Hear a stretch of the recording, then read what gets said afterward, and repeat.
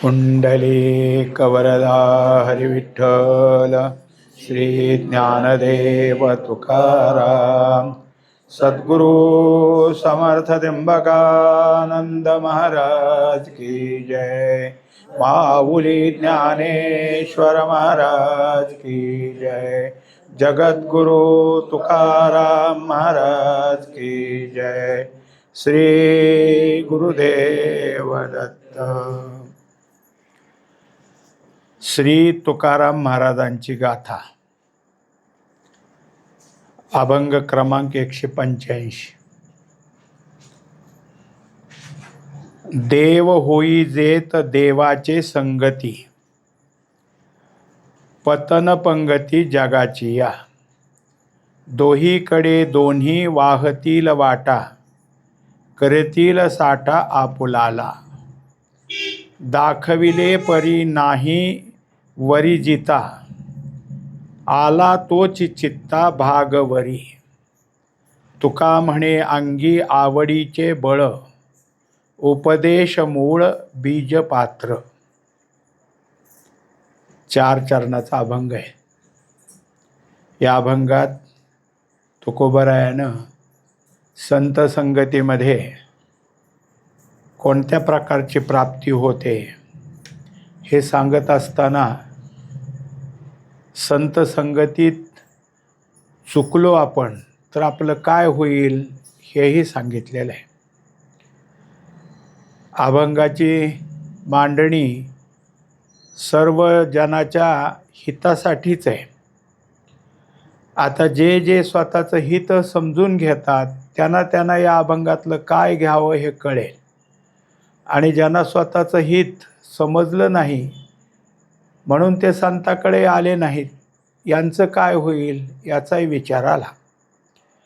पहिल्या चरणामध्ये सांगितलं की देव होई जेत देवाचे संगती। संगती कोणाची धरायची तर अशी संगती धरली असता आपल्या ठिकाणी देवत्व प्राप्त होतं। देवत्व प्राप्त होण्याकरता संगती देवाची करायची म्हणजे कोणाची करायची तर त्याकरता देव कोण आहेत तर देव हे संतच आहेत।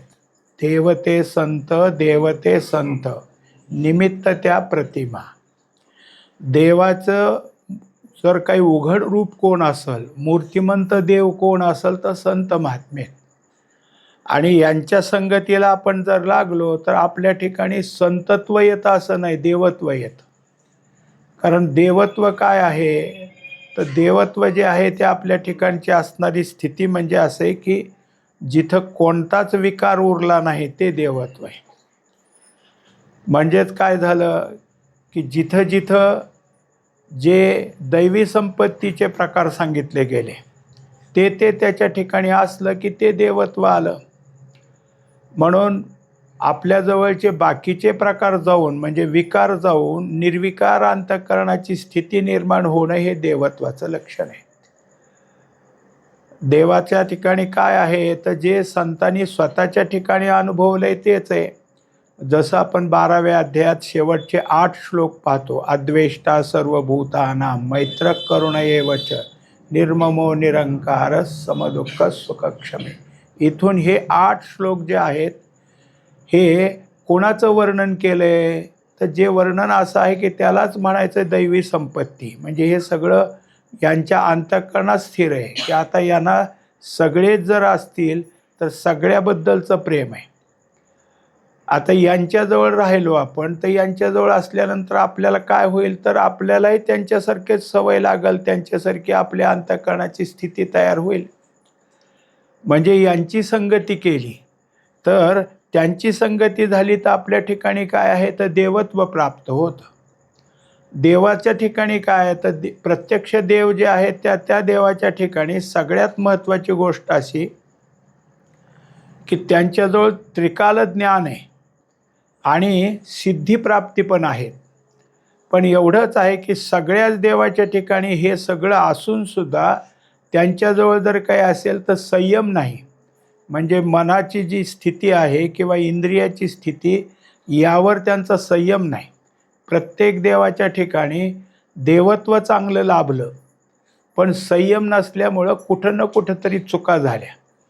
आणि चुका जरी झाल्या असल्या तर त्या चुका यांच्या ठिकाणचं देवत्व समजून त्या चुकीला त्या ठिकाणी काय केलं तर ईश्वरानं मान्यता दिली, म्हणजे माफ करून टाकलं. कारण त्यांना माहिती आहे की आता यांच्याकडून काही ना काहीतरी पुढं सगळ्या जगाचं कल्याणच होणार आहे. आता त्याच्यात काय आहे की सगळ्याकडं सगळी कामं दिलेली, सगळे देव कुठल्या ना कुठल्या तरी कामामध्ये गुंतलेले, त्याच्याकडं काम दिलेलं आहे. आणि त्यांच्या कामामध्ये जर कुठल्या प्रकारची हायगई झाली तर सगळ्या आपल्या सृष्टीचं जे चाललेलं आहे सृष्टीचक्र, त्या सृष्टीचक्राचा दोष निर्माण होईल. म्हणून मग त्यांच्या चुका झाल्या, पण त्या चुका त्यातनं सुधारण्याकरता देवाच्या ठिकाणी काय केलं तर परमात्म्यानंच त्यांना माफ केलं. काय दाखवलं होतं की परमात्म्यानं एकदा या त्रिभुवनातल्या तिघालाही, म्हणजे स्वर्गलोकाला, मृत्यूलोकाला आणि पाताळ लोकाला, अशा तऱ्हेचं एक दाखवलं की तुम्हाला सगळ्यालाच द अक्षर दिले. या द अक्षराला घेऊन तुम्ही तुमचं काय आहे सुधारणा करा. आता कोणाच्याच लक्षात येईना नुसतं द अक्षर म्हणजे काय, द अक्षराने काय असतं. मग त्यांनी विचारलं की द म्हणजे काय आम्हाला सांगा, आम्हाला नुसत्या द अक्षराने कळालं नाही. मग सांगितले जे स्वर्गातले देव आहेत त्याला द म्हणजे दमन, तुम्ही तुमच्या इंद्रियांचं दमन करा. आणि जे काही आहेत मृत्यूलोकातले त्यांना द म्हणजे दान करा, जे तुमच्याजवळ असं त्यातलं दान करा. आणि जे पाताळातले ते असुर आहेत त्यांना सांगितलं तुम्ही दया करा, तुमच्याजवळ दया नाही, तुम्ही दया करा. म्हणजे भगवंतानी तिघालाही जे काय अक्षर दिलं त्या अक्षराचा बोध कोणता झाला तर तिघाच्याही ठिकाणी कोणत्या ना कोणत्या गोष्टीचे चुका होत्या त्या सुधारणा करून दिल्या. तेव्हा हे सुधारणा करण्याकरता काय केलेलं आहे की अनेक प्रकार केले. आणि ह्या सुधारणा संतांनाही सांगितल्या. संतांनाही सांगितले की तुम्ही सुद्धा काय आहे की प्रत्येक ठिकाणी जे चुकतं तिथलं दुरुस्त करून द्या, ज्यांचं ज्यांचं चुकल तिथं तिथं त्यांना सांगा. मग त्याच्यामुळं काय आहे की प्रत्येक ठिकाणी काय केलं की जे सांगायचं आहे ते संताकडे जबाबदारी आली. एक उदाहरण सांगतात. एक गरीब मुलगा, आई आपली त्याची एकटीच, आणि सतत त्याला एकच की मला पुरणाची पोळी खायची. ती आई आपलं कुठंतरी कामाला जायची आणि कुठली आली पुरणाची पोळी करायला आणि काय. मग ते म्हणले हे बघ जा, पण आता ती पंढरीतच राहायची, पांडुरंगाच्या रावळात जा आणि देवा मला पुरणाची पोळी दे म्हण तिथं. हा गेला तिथं आणि मागितली. देवाने काय आता मूर्ती कशाला बोलते का काय. हा परत आला. आई देव काय बोलत नाही, काही देत नाही. आई म्हणली त्या देवाला सांग की तू जसं नामदेवाला सगळं बोलतो देतो घेतो तसं आहे, नामदेवाला तू ज्या पद्धतीनं दिलं तसं जर मला दिलं नाही तर मी तुझ्या पुढं डोकं आपटून घेईन. आता देव म्हणले जाऊ द्या. म्हणून देवाने काय केलं, खापर दिलं त्याच्या हातात. आणि ते खापर चगळत आला. ह्याला कधी खायलाच मिळाली नव्हती पुरणाची पोळी. त्याला वाटलं खापर म्हणजे पुरणाची पोळी. आणि ते उतरलं खाली, महाद्वारातनं खाली यायला नामदेव महाराज तिकडून यायला गाठ पडली. अरे म्हणले हे असलं काय खातो. म्हटलं पुरणाची पोळी. हे पुरणाची पोळी काय, मला देवाने दिली. चल बरं म्हणले. देवाकडे गेले. म्हणले देवा ह्याने काय दिलं हे. म्हणले त्यांनी पुरणाची पोळी मागितली. मग हे असलं द्यायचं. म्हणजे त्यांनी काय तक्रार केली का, तू कशाला सांगतो. म्हणले अरे हे पुरणाची पोळी आहे का, तो काय बोलत नसेल, त्याला समजत नसेल, म्हणून मग ही पुरणाची पोळी नाही, पुरणाची पोळी कशी असती हे तू शिकव, हे माझं काम नाही. मला आलं की दे म्हणलं की मी देऊन टाकतो. कोणाला काही द्यायचं काय करायचं ते त्याची पात्रता बघून मी देतो, तू शिकव. म्हणजे मग कोणती गोष्ट काय आहे आणि त्याच्यातनं बाजूला निघा हे सांगायचं काम कोणाला आहे, संतांना आहे. मग संतांना याच्यामध्ये महत्त्वाचं काम कोणतं दिलं असेल भगवंतानी तर त्याचं नाव आहे विवेक. विवेक दिलेला आहे. विवेकानं तुम्ही तुमच्याजवळ जे असेल त्यातलं काय घ्यायचं आहे ते सार घ्या आणि आसार टाकून द्या. म्हणजेच प्रत्येक मनुष्य जीवाकडं, इतर जीवाचं तर सोडून द्या, मनुष्य जीवाकडं जे जे काही मिळाले ते सगळं मिसळीचंच मिळाले. त्या मिसळीतनं तुम्ही निवडून काढा आणि जे तुम्हाला घ्यायचं आहे ते घ्या आणि जे टाकून द्यायचं आहे ते टाकून द्या. मग नुसतंच जर संतांनी आम्हाला फक्त काय आहे जे लागतं तेच जर आमच्या हातात दिलं असतं तर आमचं कामच झालं असतं ना. पण काम झालं असतं तरी आपण बेफिकीर झालो असतो. कारण आपलं जे काही आत्ता आपण पाहिलंच की आपलं जे अंतःकरण आहे हे निशाणासारखं आहे. निशाण कसं असतं मंदिराच्या वर लावलेलं, जरा जरी वाऱ्याचे झुळूक आले तर लगे फडफड करतंच. त्याच्या ठिकाणी काय आहे की लहानशा झुळकेनं सुद्धा हालचाल असते, मोठ्या वाऱ्यात ते जोराचं हलतं. तसं अंतःकरण आहे. जरासा धक्का लागोस्तोवर ते काय करत असतं, लगेच चंचल होतं. मग चंचलत्व त्याचं दूर होण्याकरता तुम्हाला काय आहे की तिथं स्थिरता प्राप्त झाली पाहिजे. म्हणून मग त्या ठिकाणी सगळं करण्याचं काम कोणाकडे दिलं तर ते संताकडे दिलेलं आहे. म्हणून संताच्या संगतीत जे असतं ती संत संगतीमध्ये देवत्व प्राप्त होतं. आता देवत्वाची व्याख्या आपण पाहिली की जिथं कुठल्या प्रकारचा विकार राहिला नसून समभाव झालेला आहे ते देवाचं आहे. मग अशी जी काही आपल्या ठिकाणची स्थिती होईल ती आहे देव होणं. हे कोणाकडून झालं तर संताकडून. त्याला आता त्यांनी काय केलं, अलंकारिक शब्द दिला, देव होई जेत, देवाचे संगती, हे त्यांना देव म्हटलं. दुसरा प्रकार दुसऱ्या चरणात दिला, म्हणजे या पहिल्या चरणाच्या दुसऱ्या तुकड्यात दिला, पतन पंगती जगाची या. पण पतन आहे आपल्याकडं. पतन कुठं होतं तर जगाच्या पंगतीत बसल्यावर. आता इथं संगतीत बसायचं आहे आणि तिथं मात्र पंगत आहे. मग जगाची पंगत म्हणजे काय, तर जग काय आहे, जग म्हणजे एक विषयाचाच भाग आहे. संपूर्ण जग म्हणजे विषयरूप. काहीही असो, एवढंसं असो नाही तर मोठंसं असो, सगळा विषयच आहे. मग तो कधी डोळ्याचा आहे, तो कधी कानाचा आहे, कधी नाकाचा आहे, कधी जिभेचा आहे, कधी त्वचेचा आहे, कुठला प्रकार असेल ते जगात सगळे विषयच आहेत. आणि विषय जगाकडे पाहत असताना पंगत म्हणजे काय असतं तर पंगत म्हणजे भोग आहे. मग जगाच्या संगतीत त्या पंगतीला आपण बसलो तर फक्त भोगी हो.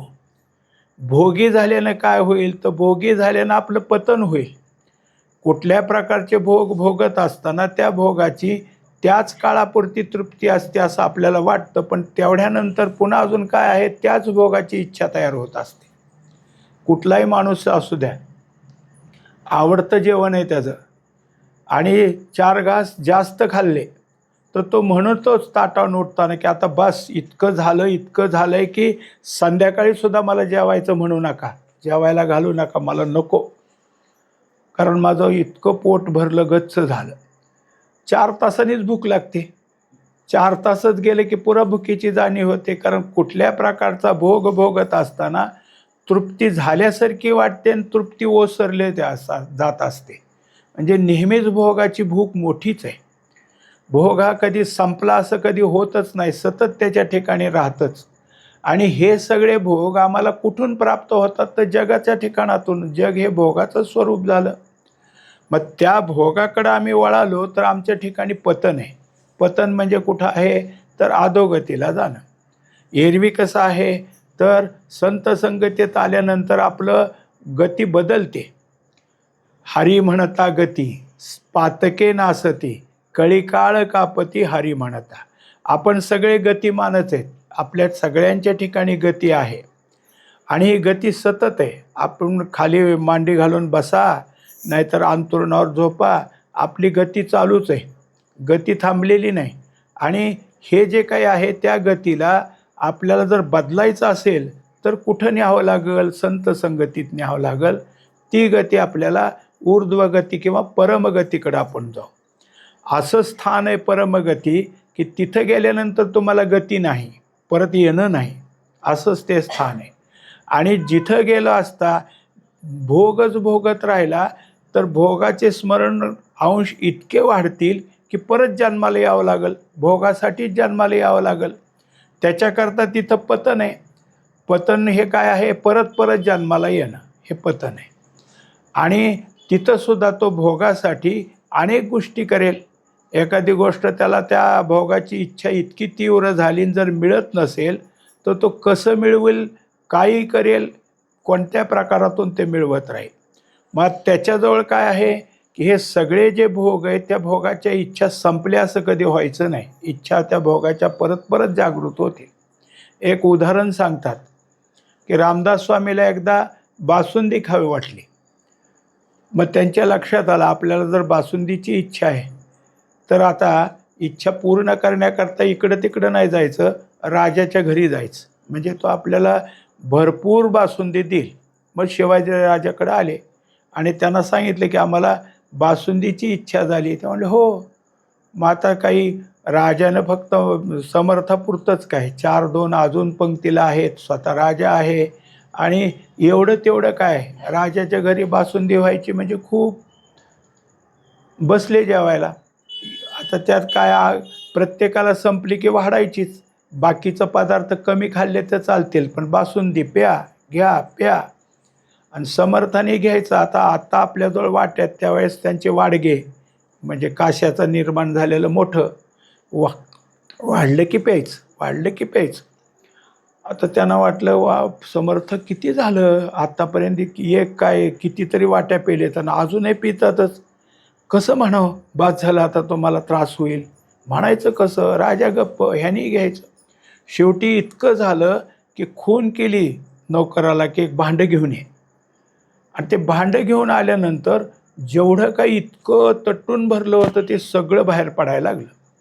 आणि बाहेर पडलं सगळं पातेल्यात, जेवढं काय आता पिले तेवढं सगळं. आणि परत काय केलं, परत घेतली वाटीन त्यात बुडवली आणि प्यायला सुरुवात केली. आता हे म्हणले अहो तसं कशाला, अजून आहे, घ्या घ्या, थांबतो. म्हणजे असं का करता, मला खोड मोडायची म्हणले हे इच्छेची. हे इतकी झाली की हिच्यात पुन्हा कधी होऊ नये असं झालं पाहिजे. म्हणजे कोणता प्रकार केला आता इथं, याला काय म्हणायचं की जे इच्छा झाली होती आणि परत उलटी झालेलं प्यायला लागले, म्हणजे काय केलं तर त्याची घृणा निर्माण झाली. आता असं होतं की पदार्थ पुढं आल्यावर नको म्हणणं तर ते झालंच झालं, पण पदार्थाचं नाव घेतल्यावर सुद्धा नको वाटतं. इतकं विषयापासून दूर होण्याकरता प्रयत्न झाले. आणि विषय झाल्यावर काय होईल. नाटाच्या अभंगात तुकोबाराय म्हणतात की विषय ओढी भुलले जीव, आता याची कोण करील कीव. आपल्याला एवढाच तुकडा पाहायचा आधी, तर कोण करणार यांची कीव. कारण जे विषयाधीन झालेलं आहे त्याला त्यातनं दूर काढणं कठीण जातं, म्हणून तिथं पतन आहे. आता याच सगळ्या गोष्टी अशा आहेत की जेव्हा संताच्या संगतीतच पंगत असते. संताचे संगती मनोमार्ग गती, आकळावा श्रीपती येणे पंते, हे झालं. पण संत नुसतीच त्यांची संगती देत नाही तर तुम्हाला भोगही देतात. अशी जेव्हा वेळ होईल, संगती पंगती देवा सवे घडे, नित्यानित्य तेची सदा, असं जर झालं तर तिथं भोग आहे तो विषयाचा भोग नाही. तिथं भोग कोणता आहे तर तिथल्या भोगाचा जो काही तृप्तीचा भाग आहे तो निर्विषयतेतून आलेला भाग आहे. म्हणून संताच्या संगतीतच नुसतं नाही तर संताच्या संगतीतली पंगतसुद्धा चांगली असते. मग हे सगळं महत्त्वाचं आहे. म्हणून काय आहे की संत संगतीत त्यांच्या सानिध्यात बसून काही मिळालं, पाणी मिळालं तरी चालेल, अन्न मिळालं तरी चालेल, पण संताच्या पंगतीत बसून काहीतरी खायला मिळावं, काहीतरी भोग मिळावेत, असं सगळ्यांचीच इच्छा असते. आता ह्या सगळ्या गोष्टीमध्ये झालं काय तर जगाकडं जाऊन जे झाले, जगाला भोग ज्यांनी ठरवले ते जगाच्या पंगतीला गेले. त्यातून काय केलं तर जे विषय मिळतात त्या विषयालाच ते हरकून गेले. त्यांना त्या विषयाचं सुख खूप चांगलं वाटलं. विषया वाचून काही अनिक सर्वथा रम्य नाही, असं त्यांच्या ठिकाणचा स्वभाव झाला. आता दुसरं काही नकोच, ह्यांना हेच पाहिजे, असे एक काही झाले. आता त्याच्याकरता दुसऱ्या चरणात सांगतात की दोहीकडे दोन्ही वाहतील वाटा. ह्या दोन वाटा झाल्या. एक वाट कोणते, संत संगतीत येऊन संताची संगतीनं देवत्व प्राप्त करून घ्यायची एक वाट आहे. आणि जगाच्या संगतीला लागून पंगतीचे भोग भोगायचे आणि शेवटी कुठं जायचं तर पतनाकडं जायचं. हे दोन वाट आहेत. या दोन वाटेचे नाव असं आहे की एक निःश्रेयस मार्ग म्हणजे श्रेय मार्ग आणि दुसरा अभ्युदय मार्ग आहे. अभ्युदय मार्ग काय करतो तर आम्हाला इथं भोगायचे, इथं भोगण्याकरता आम्हाला काय काय करावं लागेल ते व्रत वैकल्य करायची आणि तेच भोगायचं. तो इहलोकाचा भोग झाला. आणि दुसरा भोग कुठं आहे? स्वर्गातला भोग आहे. म्हणून स्वर्गप्राप्तीकरता काय आहे? त्याच्याकडे जाणारे आहेत आणि ते स्वर्गातलं महत्त्व सांगणारी माणसंही आहेत. यामिमां पुष्पितां वाच्यं प्रवदन्ति विपश्चिताः. इतकं पुष्पत्वाणीनं गोडवाणीनं सांगतात की स्वर्गात काय कमी काय कमी, आणि आपल्या ठिकाणी सुद्धा अभिलाषा निर्माण होते. तेव्हा ह्या दोन्ही वाटाच आहेत. दोन्ही वाटेची सूत्र आहेत. व्यासरायाने दाखवलं एक सूत्र, जैमिनीने दुसरं सूत्र सांगितलं. पहिली वाटायची तर देवत्वाला जायचं, त्यांनी सांगितलं की अथा तो ब्रह्मजिज्ञासा. तुमच्या ठिकाणी ब्रह्मजिज्ञासा जागी झाली असेल तर संताच्याकडंच जा आणि संत संगतीत तुमच्या ठिकाणी देवत्व प्राप्त होईल. आणि जैमिनीने सांगितलं अथा तो धर्मजिज्ञासा, म्हणजे तुम्हाला जर पाहिजे असेल तर ह्या धर्माप्रमाणे ज्या धर्म तुम्हाला जे जे सांगेल ते ते तुम्हाला भोगायला मिळेल. मग दोन वाटा चालल्या. ह्या दोन्ही वाटा आपल्या पुढंच आहेत. मृत्यूलोकात ह्या दोन्ही वाटा आहेत. कोणत्या वाटेकडं आपण जावं हा आपला विचार आहे. आणि वाट कोणती चांगली असती, कोणत्या वाटेकडं जाऊच नाही हे सांगत असतात संत महात्मे. प्रत्येकापुढे हेच आहे. आपण कुणी जरी झालो, आता आपण हे सगळं परमार्थाकरता आलो, सप्ताह आहे आणि परमार्थासाठीच आलो आहे का नाही. मग सकाळचा कार्यक्रम आपला 12:30पर्यंत झाल्यावर लगेच बसायचं दुसऱ्या कार्यक्रमाला. कशाला जेवायला बसायचं? चालेल का असं? लागतंच ना. देह म्हणला की देहाला पोटाला घातलंच पाहिजे हे आहे. पण हे गरजेची गोष्ट वेगळी, पण हेच पाहिजे हे नको आहे. आम्हाला हेच पाहिजे म्हणत असलं तर भोगाची इच्छा झाली. आज हे नाही केलं, आज ते नाही केलं, असा जर विचार येत असेल तर भोगाची इच्छा आहे. आणि आहे काय असेल ते थोडं खायचं आपलं वेळ भुकेपुरतं आणि पुन्हा आपलं करायचं. असं झालं तर तो काय आहे की परमार्थाचाच आहे. या दोन वाटा आहेत आणि ह्या दोन्ही वाटा जात असतील ते काय करतात तर करतील साठा आपुलाला. त्यांनी प्रत्येकानं आपल्या आपल्या ठिकाणी साठा करायला सुरुवात केली.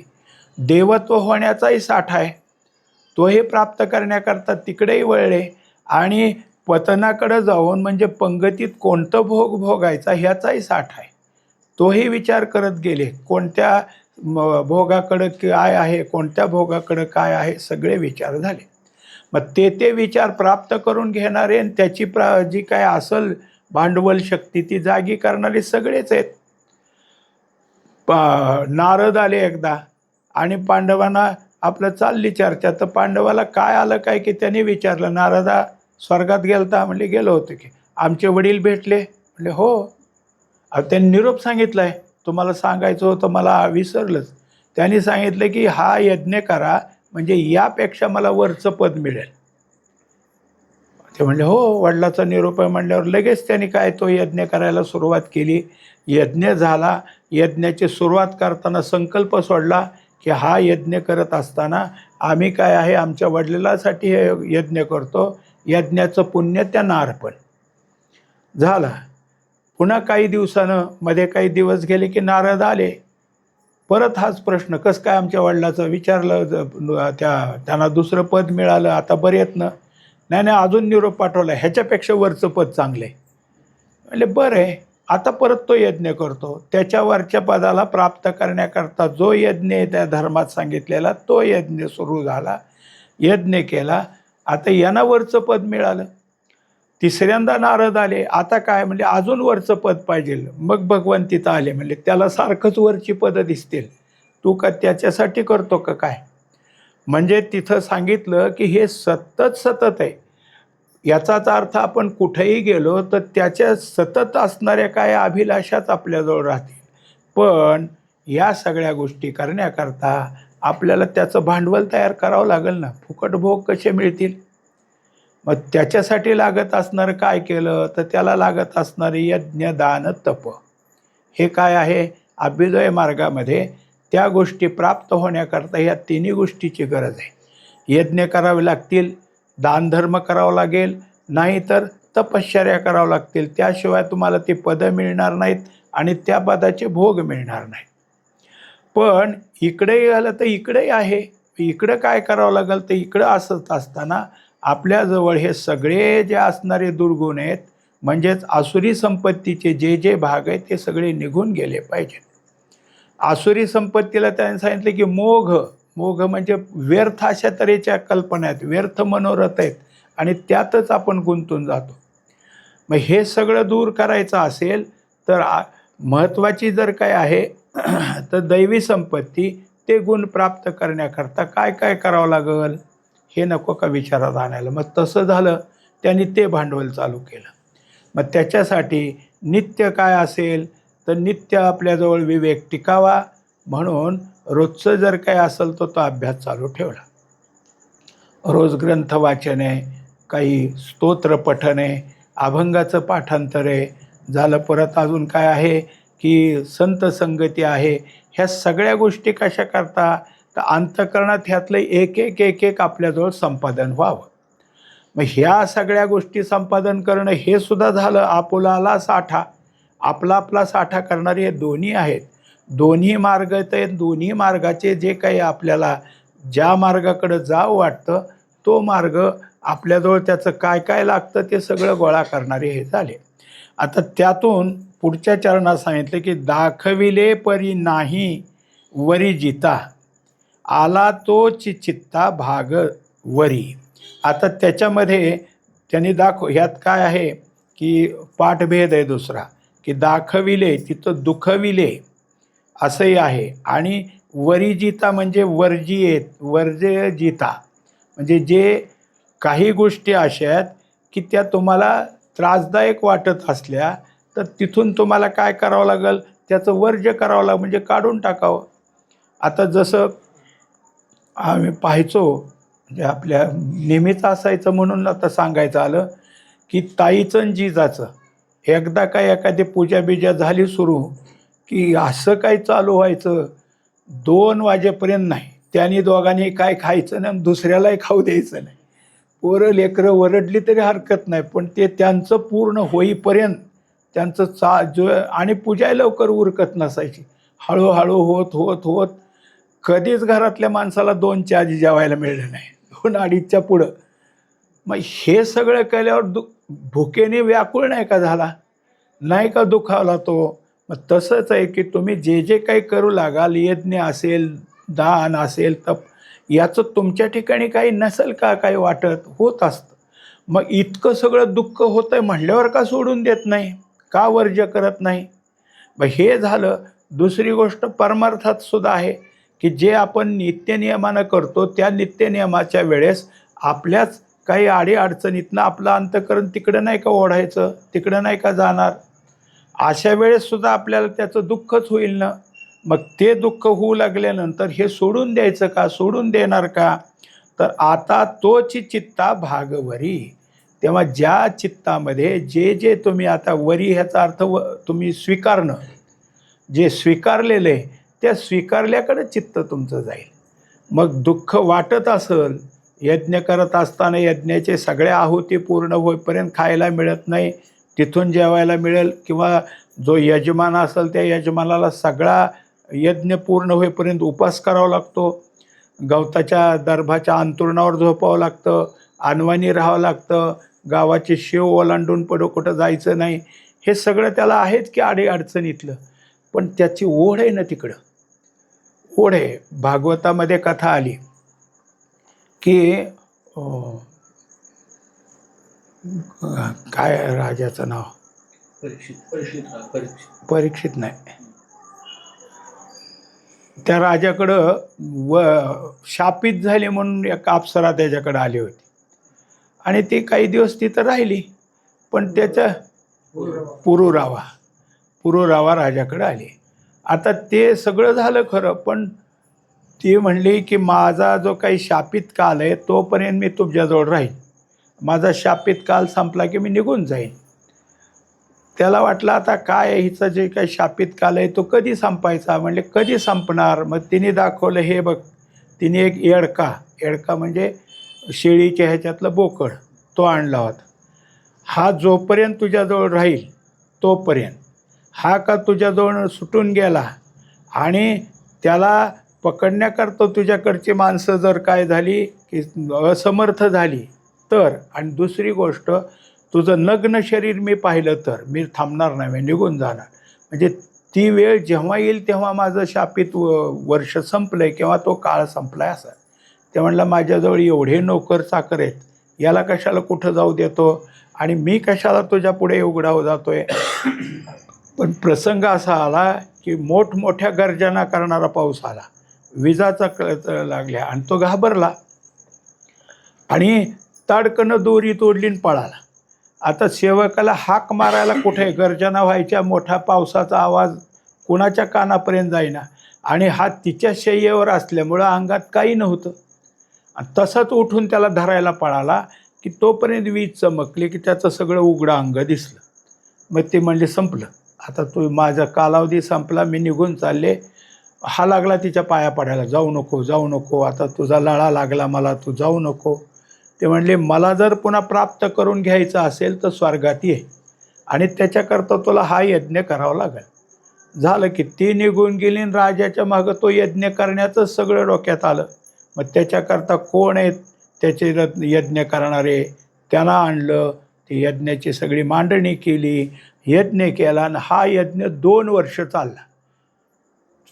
2 वर्षानंतर यज्ञाचं फल त्याला मिळालं आणि मग त्या प्राप्तीनं तो अधिकारी झाला उर्वशीला मिळवण्यासाठी आणि तिथे गेला.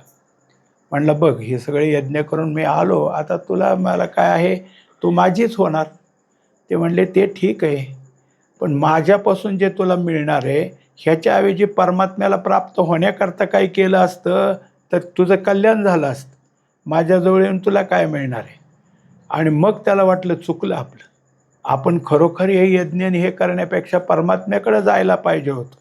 म्हणजे हे सगळं जे जे काय आपल्या पुढे येत असतं तेव्हा तेव्हा त्या ठिकाणी काय आहे की आपल्यात होतं, पण एकदा का चित्ताने तो विषय धारण केलेला असला की तेच आपल्या पुढे येतं, म्हणजे त्या पद्धतीने ते होत असतं.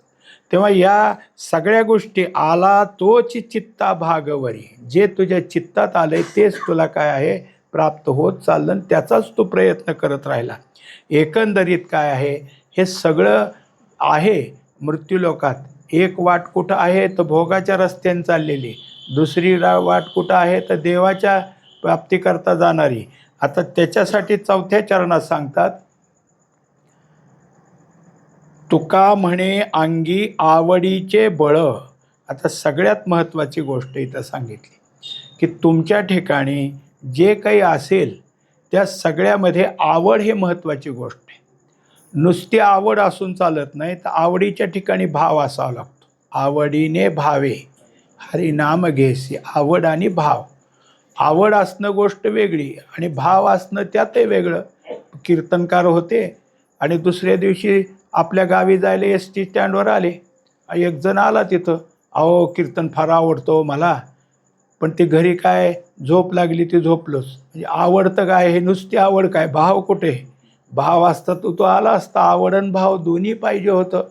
आता याच्याजवळ आवड आहे ते बळ आहे, पण ते बळ कशाचं आहे तर तुम्हाला पुढं उपदेश मूळ बीज पात्र, जो उपदेश प्राप्त होणार आहे तो कोणता आहे, मूळ बीजाचा. मूळ बीज म्हणजे काय, परमात्मा स्वरूपाच्या सान्निध्यात जाण्याकरता जे नामस्मरण आहे, जे नाम आहे, जे महावाक्य, ते मूळ बीज आहे. ते मूळ बीज हा उपदेश आहे. हा उपदेश प्राप्त होण्याकरता आवडीचं बळ असलं पाहिजे. अंतःकरणात त्याची काय आहे आवड निर्माण झाली तर आहे. संताला वाटलं आणि संतांनी बळच दिलं तर तो कसा घेईल. त्यामुळं संत पाहतात की कोणाला हे द्यायचं आणि कोणाला नाही द्यायचं. प्रत्येक काय आहे आला मागायला म्हणजे तो अधिकारीच असेल असं नाही. संताला ते ओळखायला येतं की हा अधिकारी आहे की नाही. अधिकार तैसा करू उपदेश, जसा अधिकार आहे तसा. सगळ्याला सरसकट वाटत बसले नाहीत. संत महात्मे शोधत राहिले का याच्याजवळ आवड किती, या आवडीने हा घेतोय का ते पाहत राहिले. आणि आवड हीच त्यातलं महत्त्वाचं झालं तर तुम्हाला उपदेश मिळेल, तर हे मूळ बीज तुम्हाला मिळेल. त्याच्यासाठी तुम्ही पात्र ठरला जाल. तेव्हा आता हे शेवटच्या चरणात का सांगावं लागलं तर पहिल्यांदा सांगितलं की देव होई जेते देवाचे संगती, आणि दुसरे काय सांगितलं, पतन पंगती जगाची यात उपदेश जर करायला गेले की तू ह्या भोगाच्या नादी लागू नको, या जगाकडे बघू नको, हे भोग आणि जग हे दोन्ही मिथ्या आहे, तू देवाची संगती लाग. पण ह्याच्याजवळ आवड नाही ना ती, म्हणजे ह्यांचा उपदेश काय कामाचा होईल. मग ज्याचा आवड कुठल्या भागातली ते, तेव्हा याच्या आवडीचा विषय नसेल तर संत महात्मे त्याला त्याच्याबद्दलचा उपदेशच करणार नाही. तुझी जी आवड आहे तेच बघ जा. आणि जो या देवत्वाच्या संगतीकडे यायचा आहे, देवत्व प्राप्त करायला, त्याला पाहतील आणि त्याला हे सगळं काय उपदेश करतील. मग कोणाला उपदेश करावा, कोणाला करू नये, म्हणजे कोण त्यातलं पात्र आहे हे पाहण्याकरता संताचीच जी काय आहे ती दृष्टी असते. संत कोणाची आवड कशी, काय आवड आहे म्हणून हा इथं आला आहे हे सगळं पाहतात, ओळखतात आणि त्याप्रमाणे देतात. आता ह्या दोन्ही वाटा जरी असल्या तर दुसऱ्या वाटेकडे जाऊ नये असं संताला वाटतं. ही पतनाची वाट आहे, तिकडं जाऊ नये. पण ह्या ऐकण्याच्या आवडीतला नाही ना, याला समजून सांगून काय करावं. याला जर सगळं जगत आणि जगतातले विषयच भोगाचे आवडतात, त्याला हे चांगलं नाही म्हणावं कसं. त्याच्याकरता काय आहे, त्याचं जसं असेल तसं, तुला जिथं जायचं आहे त्या रस्त्याने जा, जे मिळवायचं ते मिळव आणि त्याच्यातच राहा. मग जे इकडं आले की ज्यांना हे आवडतंय पाहिलं, त्यांच्या आवडीचं आणि ते टिकवतील आवड असं बळ आहे त्यांच्याजवळ वाटलं, त्यांना मात्र उपदेश केला. त्यांना सगळ्या काय आहे की ह्या मूळ जे बीज आहे त्या बीजाचा उपदेश देऊन त्यांची संगती वाढवली, त्यांचं परमार्थ वाढवला, त्यांच्या परमार्थात त्यांच्या ठिकाणी दैवी गुण वाढवले आणि मग त्यांना देवत्व प्राप्त करून दिलं. हे सगळं संत पाहून करतात. तेव्हा तुकोबारायाने या अभंगात संत कोणत्या पद्धतीनं आपला उपदेश देतात हे दाखवलं आणि दुसरी पद्धत कुठं जाणारी आहे हे पण या अभंगातून दाखवलं. पुंडलिक वरदा हरी विठ्ठल, श्री ज्ञानदेव तुकाराम, सद्गुरु समर्थ त्र्यंबकानंद महाराज की, माऊली ज्ञानेश्वर महाराज की जय, श्री गुरु तुकाराम महाराज की जय, श्री गुरुदेव दत्त.